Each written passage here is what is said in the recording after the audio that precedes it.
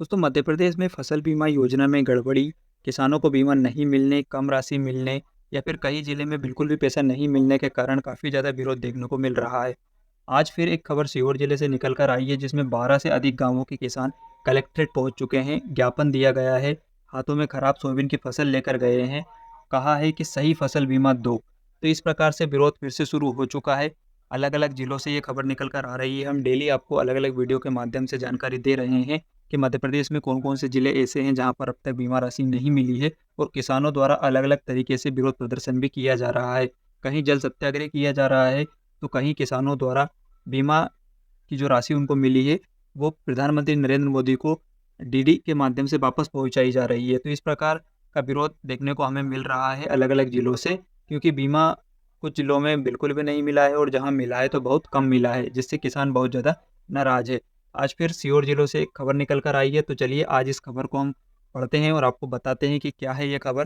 तो दोस्तों फसल बीमा की राशि सही नहीं मिलने से नाराज़ किसानों ने मंगलवार को कलेक्ट्रेट पहुंचना कर धरना दिया है। किसान रैली की शक्ल में आए, हाथों में खराब सोयाबीन की फसल लेकर बीमा कंपनी के खिलाफ नारेबाजी की।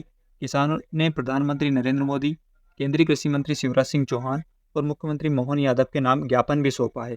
धरने का नेतृत्व समाजसेवी द्वारा किया गया। किसान ट्रैक्टर ट्राली से अपने गांवों से सीहोर तक पहुंचे।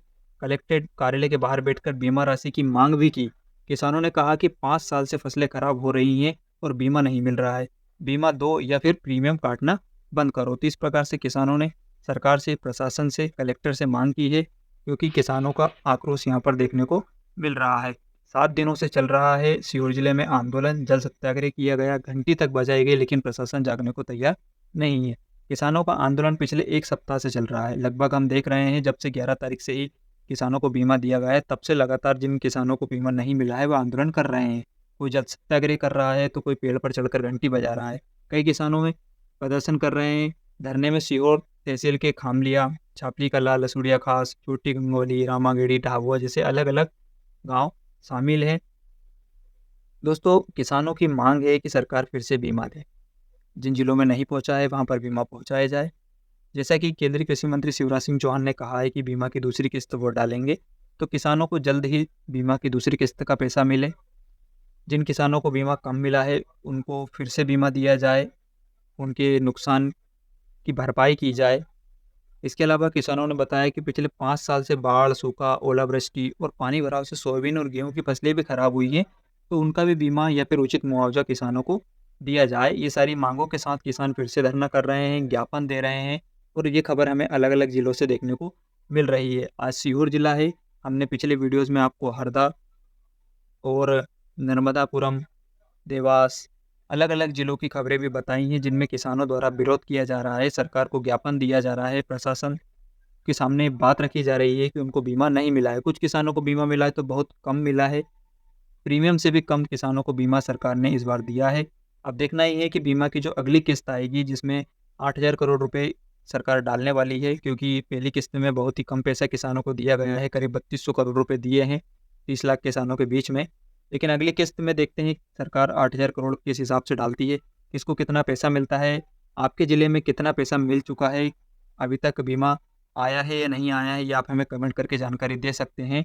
अधिकांशतः जो बीमा देखने को मिला है वो सबसे ज़्यादा मंदसौर, नीमच, उज्जैन और देवास ज़िले में देखने को मिला है, क्योंकि पिछली रिपोर्ट्स के अनुसार जब हमने देखा था 11 तारीख को बीमा डला था, तो वो उज्जैन, देवास, मंदसौर और नीमच में सबसे ज़्यादा डला था, जिसमें मंदसौर ज़िला सबसे टॉप पर था, जिसको सबसे ज़्यादा बीमा मिला था। हालाँकि नुकसान के हिसाब से देखें तो ये बीमा बहुत कम है। किसानों का नुकसान बहुत हुआ था। खरीफ 2024 में सोयाबीन की पूरी फसल बर्बाद हो चुकी थी।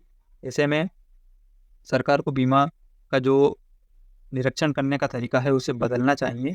रिमोट सेंसिंग का तरीका जो सरकार अपना रही है, उससे बीमा का सही आकलन नहीं हो पा रहा है। ये मांग किसानों द्वारा भी की गई है। तो दोस्तों आगे भी अपडेट आपको हम वीडियो के माध्यम से देते रहेंगे। सरकार कब बीमा डालती है, दूसरी किस्त में कितने पैसे मिलेंगे, कौन-कौन से ज़िले में मिलेंगे, जानकारियाँ आती रहेंगी, हम वीडियो के माध्यम से आपको बताते रहेंगे। तो आज के वीडियो में इतना ही।